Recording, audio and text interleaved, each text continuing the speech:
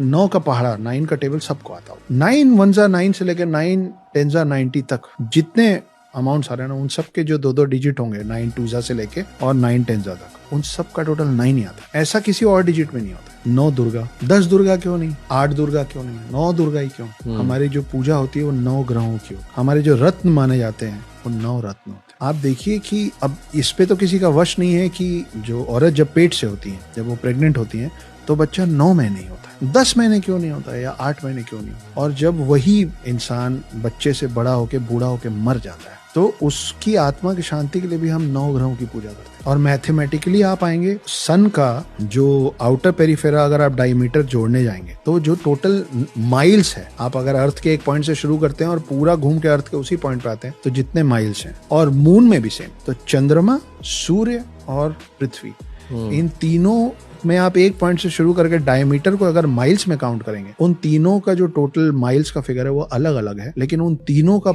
अलग अलग टोटल जो है ना वो 9 है। लाइट का जो स्पीड है पर सेकंड, उसका टोटल 9 है। 90 डिग्रीज का आप आधा कर लीजिए तो 45 डिग्रीज का भी टोटल 9 होता है। 90 डिग्रीज का भी टोटल 9 होता है। उसका डबल आप कर लीजिए 180 डिग्रीज, 360 डिग्रीज, उससे और बढ़ा लीजिए, उससे और घटा लीजिए। Triangle, pentagon, circle, cylinder, anything, square, सब का टोटल 9 है।